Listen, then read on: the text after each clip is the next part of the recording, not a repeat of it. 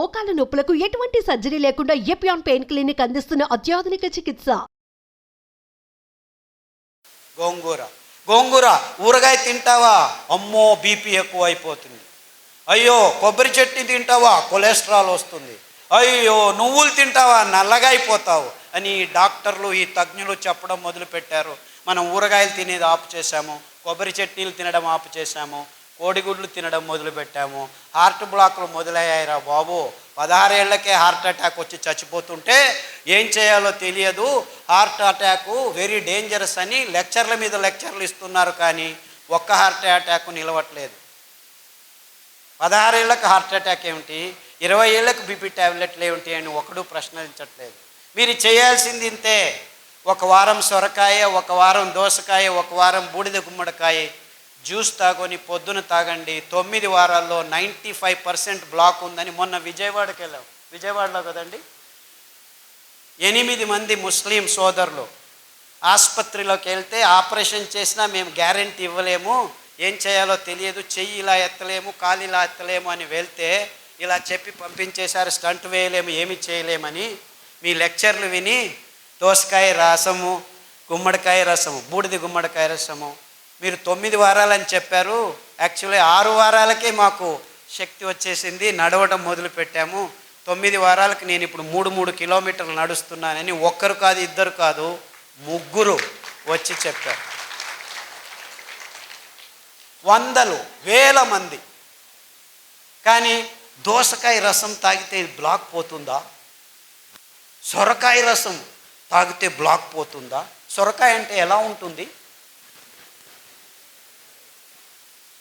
సొరకాయ అంటే సొరకాయలాగా ఉంటుంది.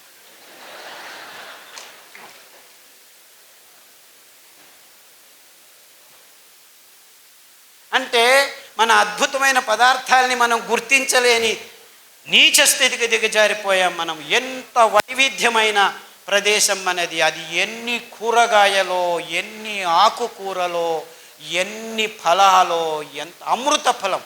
జాంపండు వస్తుంటే మేము దిగి జాంపండు అక్కడే తిని వచ్చేసాం. అమృత ఫలం, పేరే అమృతం, పరిపూర్ణ ఫలం. కానీ ఏమంటున్నారు? పాలు పరిపూర్ణ ఆహారం అంటున్నారు. పాలు మీకు పరిపూర్ణ విషం. ఇంత అద్భుతమైన పండును పెట్టుకొని కివీ ఫ్రూట్ తినండి, స్ట్రాబెర్రీ తినండి. అది స్ట్రాబెర్రీ ఎక్కడ పెరుగుతుందో తెలియదు.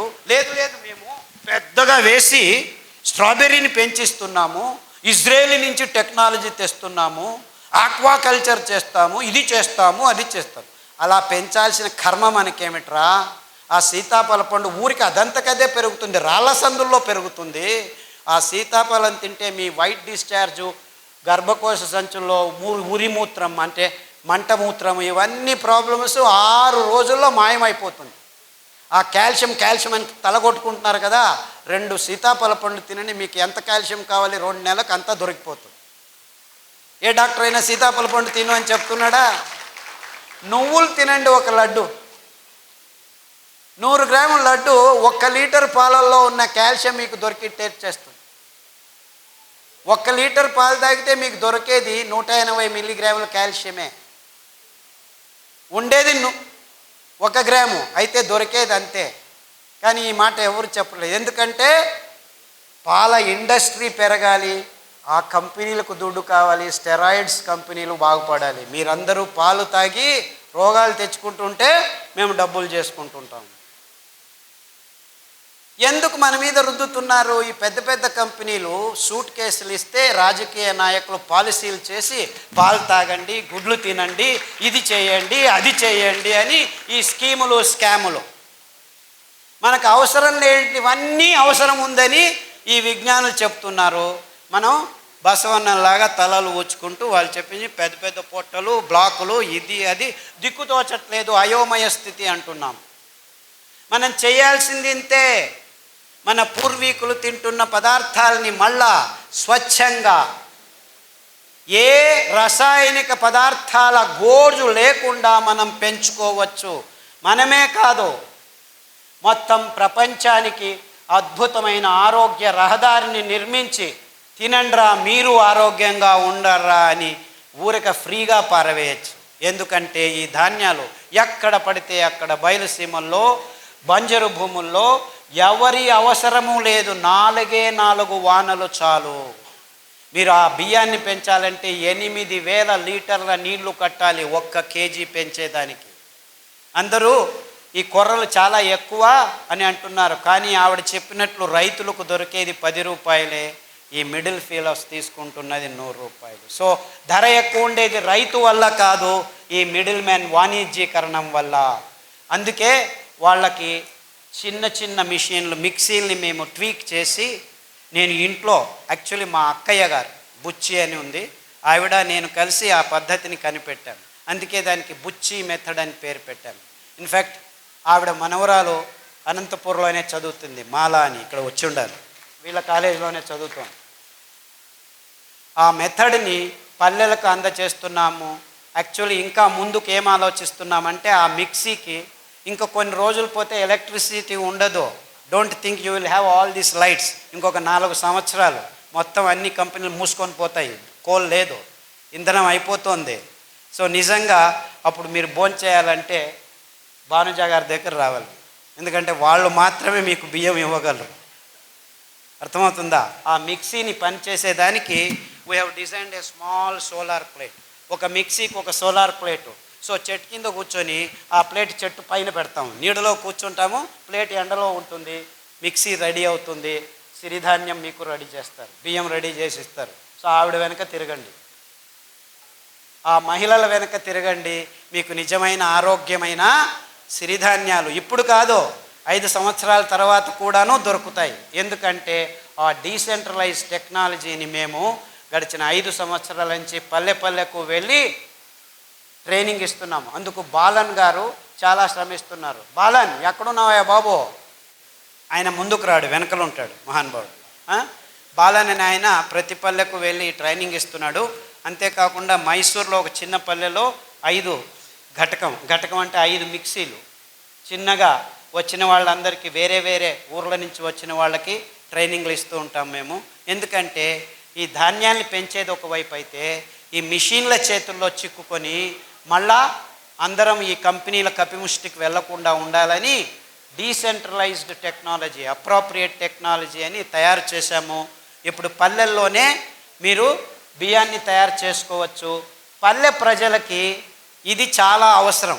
ఎందుకంటే మీరు పెంచుతారు, మళ్ళా కంపెనీలకు దారిపోకుండా మీ ఇంట్లోనే మీకు కావాల్సింది మీరు ఖర్చు పెట్టకుండా బియ్యం తయారవుతుంది, మీరు భోంచేసి మీరు ఆరోగ్యంగా ఉండి మిగిలింది ఎప్పుడు కావాలంటే అప్పుడు బియ్యం చేసి ఇవ్వచ్చు. ఈ అద్భుతం ఎందుకంటే ఈ ధాన్యాలు ఏ కెమికల్స్ లేకుండా 7 సంవత్సరాలు ఉంటాయి. మీరు పొట్టు తీయకుండా ఉంటే, పొట్టు తీస్తే 2 నెలల్లో పురుగు వస్తుంది.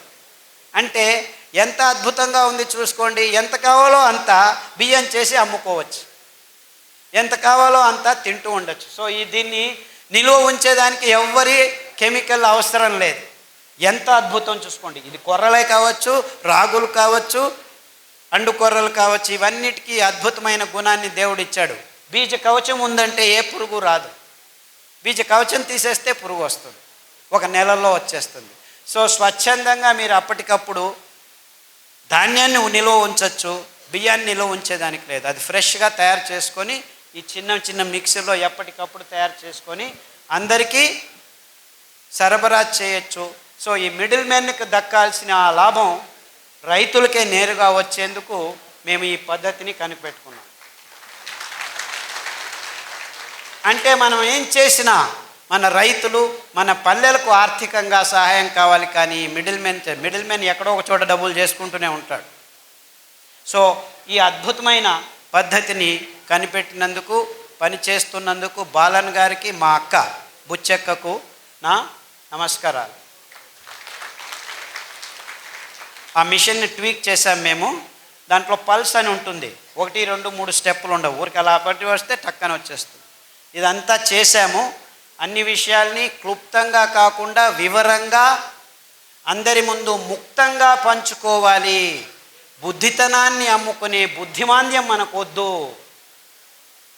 ఈ పాశ్చాత్యుల్ని మనం గమనించి మన బుద్ధితనాన్ని అమ్ముకుంటున్నాం, అది బుద్ధిమాంద్యం అని చెబుతూ ఇంతవరకు నా మాటల్ని శ్రద్ధగా విన్నారు. రేపటి నుంచి మళ్ళీ ఇది దాటిన తర్వాత కాఫీ తాగేది, టీ తాగేది, సిగరెట్ తాగేది తాగుతారని తెలుసు నాకు. నేనేం కలలు కనట్లేదు రేపే మారిపోతారని. It takes time, no problem. కానీ ఆ శపథం తీసుకోండి. మీరు ఆరోగ్యంగా బతికేదానికి ఇప్పుడు దారి ఉంది, ముందు దారి లేకుండా ఉన్నింది. ముందు కాలంలో తింటుండే వాళ్ళం కానీ తెలియదు. కానీ మేము గడిచిన 20 సంవత్సరాల్లో ప్రాయోగికంగా ఈ భయంకరమైన రోగులకి ధాన్యాల్ని కషాయాల్ని తాగించి ఆరోగ్యవంతులను చేసి, ఇదేమి ప్లాన్ కాదు 3 నెలలు 4 నెలల తర్వాత మళ్ళా రోగాలు వచ్చేదానికి. ఈ ఆహారాన్ని మీరు సతతంగా తింటూ ఉంటే మీ దేహం ఆరోగ్యంతో 1 సంవత్సరం కాదు, 2 సంవత్సరాలు కాదు, మీరు 100 సంవత్సరాలు బ్రతికుంటే 100 సంవత్సరాలు ఆరోగ్యంగా ఉండొచ్చు అని చెబుతూ సెలవు తీసుకుంటున్నాను. అందరికీ నమస్కారం.